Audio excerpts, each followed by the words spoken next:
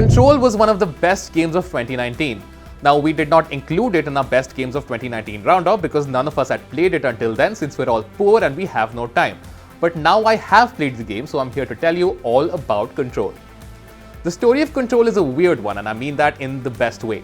The basic premise revolves around the Federal Bureau of Control, which is a secretive US agency that is tasked with monitoring and containing weird and paranormal objects. Think of it as the FBI, but for alien and otherworldly things. Control draws on other contemporary weird media like the podcast Welcome to Night Vale or the wiki site SCP Project for inspiration, and it gets the tone just right.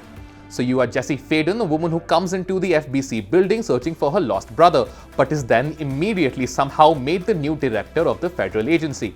And of course, this happens right as the entire building is hurled into pandemonium, as a monstrous otherworldly substance called the Hiss has taken over most of the staff and made them into spooky zombies who want to kill you. So now, of course, you must find your brother, defeat the Hiss, and cement your place as the new director of the Federal Bureau of Control. The building itself, which is known as the oldest house, plays an important role in the story.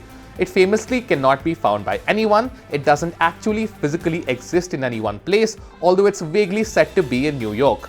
It also doesn't obey any laws of physical space, time, or reality, but then nothing in Control follows the laws of space, time, or reality. So the world building, the concept, all of that is amazing. I really love this stuff. It brings out some jaw-dropping concepts and amazing visual design, and it's a great world to explore and to exist in. The actual plot of the game, however, is quite basic and not that engaging. None of the characters are particularly memorable, including Jessie Faden, the character you play as, and there are no surprises in the story, which remains fairly linear.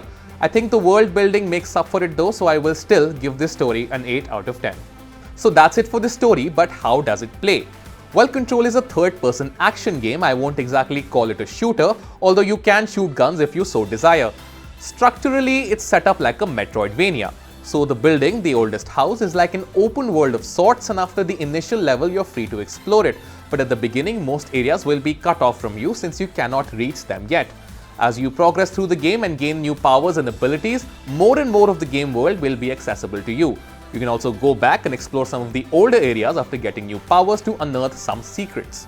Now, combat in Control starts off pretty much like a standard third-person shooter. You only have one gun, but it can switch between different modes, so essentially you have your standard gamut of guns: a semi-automatic pistol, a shotgun, a rifle, and so on and so forth. The game doesn't take very long to make things interesting though, as it introduces powers.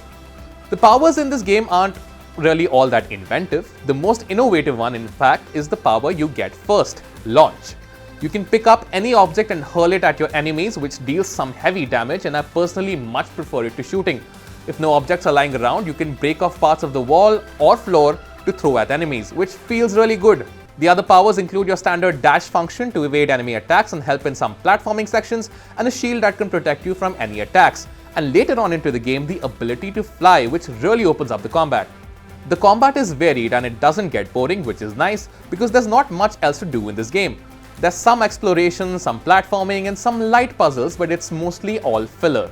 Control's gameplay overall gets a 9 out of 10. Graphically, the game looks really good.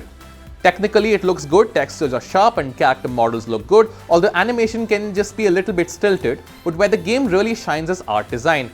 Control has a very distinctive visual style, with brutalist architecture that is bathed in red to indicate danger. When you enter a new area, the name pops up almost full frame on your screen, which is a great effect. I loved exploring the different art styles of the different areas, and due to its nature, the game can throw some really trippy visuals at you. Overall, Control is a visual delight. However, I do have to note, the game does have some performance issues. I played the game on a PS4 Slim, and there were frequent frame drops and straight up freezes anytime I came anywhere near a loading screen.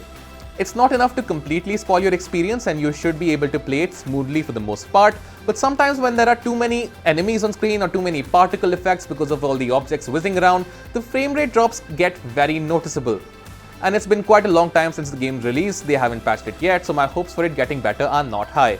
Control is made by Remedy Entertainment, who also made the first two Max Payne games and later made Alan Wake and Quantum Break.